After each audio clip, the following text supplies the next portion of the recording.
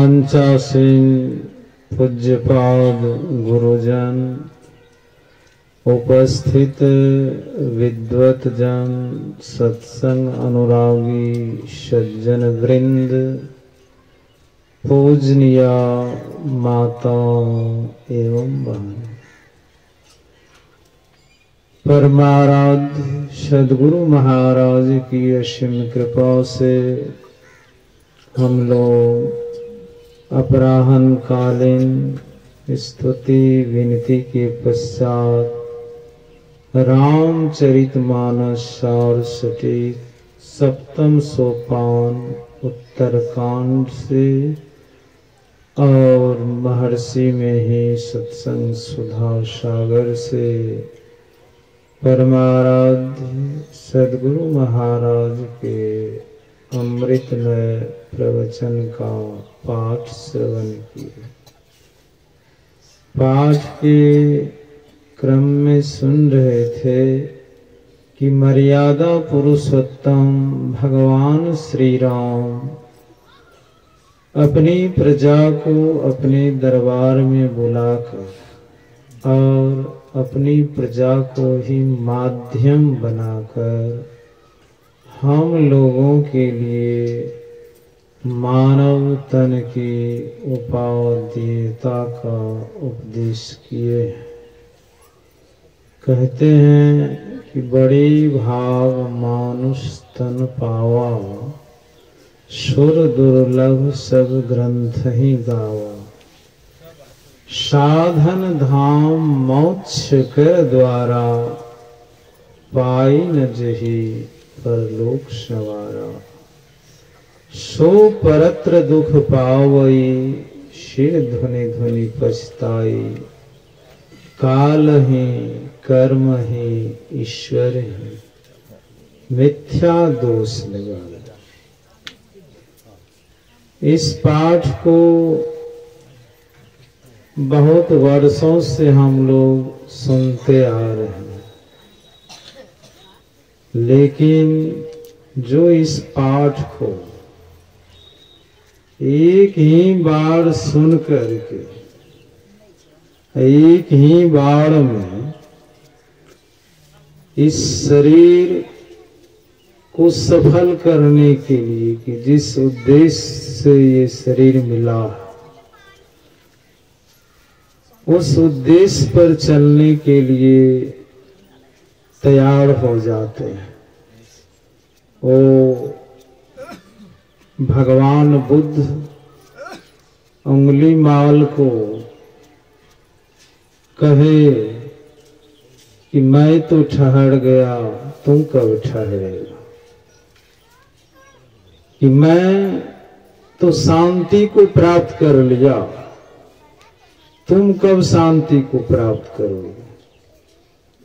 इस पंक्ति ने उंगली माल के जीवन की दशा और दिशा को बदल दिया और उंगली माल बड़े भाग मानुष तन पावा को सफल करने के लिए, सार्थक करने के लिए भगवान बुद्ध जैसे सद्गुरु के चरण शरण में आ गए, चरणाश्रित हो गए, शरणाश्रित हो गए। कि हम लोग अभी पाठ में सुने कि नरतन भव बारिधि कह बेरो, सन्मुख मरुत अनुग्रह मेरो, करण धार सदगुरु दृढ़ नावा, दुर्लभ साज सुलभ करी पावा। कि उंगली माल को करणधार सदगुरु भगवान बुद्ध मिल गए और उनके उपदेश पर वे चल दिए सार्थक करने के लिए। इसलिए सुनिए तो उंगली माल के तरह, सुनिए तो रत्नाकर के तरह कि देवर्षि नारद रत्नाकर को बोले कि तुम जो ये छीन झपट कर रहे हो, लूट कर रहे हो, दूसरों को सता रहे हो, बड़ा दुख होगा। और देवर्षि नारद के उपदेश का उसकी हृदय पर, मन पर इस प्रकार की छाप पड़ गई कि रत्नाकर देवर्षि नारद से दीक्षा ले ली। महामंत्र मिल गया। कहते हैं कि देवर्षि नारद जैसे करंधार सदगुरु जब रत्नाकर को दीक्षा दिए, दीक्षा देने के बाद जो बोले कि ध्यान में बैठो, थोड़ा देर जो ध्यान किए तो देवर्षि नारद अपना ध्यान तोड़ करके अब चलने वाले हैं, लेकिन रत्नाकर का ध्यान नहीं टूटा। देखिए रत्नाकर का संस्कार कि पूरे पहुंचे हुए संत सदगुरु से जब दीक्षा मिलती है तो जीव का जन्म जन्मांतर का सोया हुआ संस्कार, सोया हुआ संस्कार जग जाता है, कुसंस्कार मिट जाता है। और ध्यान में जो रत्नाकर बैठे तो बैठे ही रह गए। जब आत्म साक्षात्कार हुआ है तब उसकी ध्यान समाधि भंग हुई है। कहते हैं कि उसकी देह पर मिट्टी जम गई।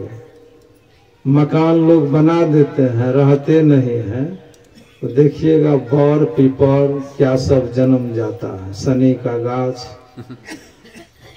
तो ऐसे जंगल में ध्यान में बैठे हैं और देह पर मिट्टी जम गई। मिट्टी जब जम गई तो घास भी जन्म ले लिया। घास जन्म ले लिया तो छोटी छोटी चींटी सब बील बना करके रहने लगी। कहते हैं कि उसी बील से वाल्मीकि बना है। हम लोगों के देह पर तो एक मच्छर मक्खी जब बैठती है तो उसको होश में ला देते हैं, वो जब बैठता है तो। लेकिन देखिए उसका ध्यान भंग नहीं हुआ, ध्यान में ही रह गए। और कहते हैं कि जब आत्म साक्षात्कार हो गया है तब उसके मुख से अपने आप संस्कृत में श्लोक निकलने लगा और वही वाल्मीकि रामायण बन गया। वो वाल्मीकि रामायण तैयार हो गया। सुनते हैं ना, एक लुटेरा था वन में जो बन गया भुवन विदित आदि कवि विज्ञानी। वही रत्नाकर विश्व का पहला कवि बन गया। क्यों? देवर्षि नारद जैसे पहुंचे हुए सदगुरु मिल गए। करण धार सदगुरु दृढ़ नावा, दुर्लभ साज सुलभ करी पावा। मनुष्य शरीर को सफल कर लिया उसने।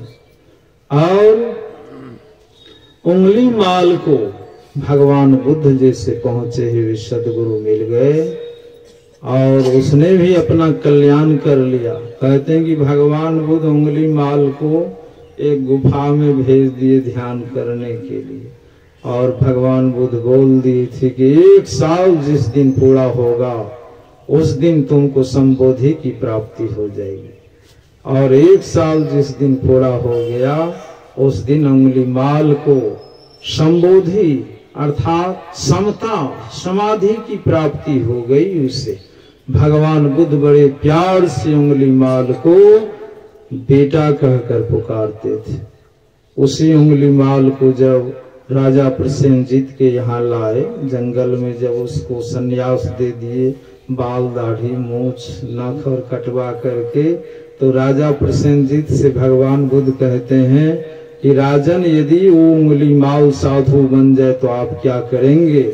राजा प्रसेनजीत कहते हैं कि वो साधु नहीं बनेगा। भगवान बुद्ध कहते हैं उस बात को छोड़ो, यदि वो साधु बन जाए तो तुम क्या करोगे? बोलो। भगवान बुद्ध कहते हैं यदि उंगली माल साधु बन जाएगा तो मैं उसकी पूजा करूंगा। भगवान बुद्ध कहते मेरे बगल में बैठा ये उंगली माल ही है, करो इसकी पूजा। इतना जब मुंह से दाढ़ी और था वो बड़ा खूंखार चेहरा लगता था। डायरेक्ट न सन्यास मिल गया, सन्यास दीक्षा। राजा प्रसेनजीत सोना के पात्र में जल लाते हैं, सोना का पात्र ला करके उंगली माल के चरण को सोना की थाली में दे करके अपने हाथ से जल दे करके उसका चरणामृत लेते हैं और पूरे राजमहल में परिवार में सब कोई उसको छींटते हैं, उसको पीते हैं। तो देखिए साधु बन गया तो उसकी पूजा होने लगी। तो बंधुओं, मनुष्य शरीर को हम लोगों को सफल करने का उपदेश मिला है। सदगुरु महाराज कहते हैं कि मनुष्य तब होता है जब वह ध्यान करता है और चित्त जो है वह मन को हिला देता है, इसीलिए मन चंचल हो जाता है। चित्तेंद्रिय वश में हो जाए तो सहजुबाई कहती है कि भंवर गुफा में दृढ़ हुई बैठियो, देखियो यदि उजाड़ा, चित्त स्थिर चंचल मन था का पांचों का बलहारा, चरण दास कृपा से सहजो भरम करम भयो छाड़ा।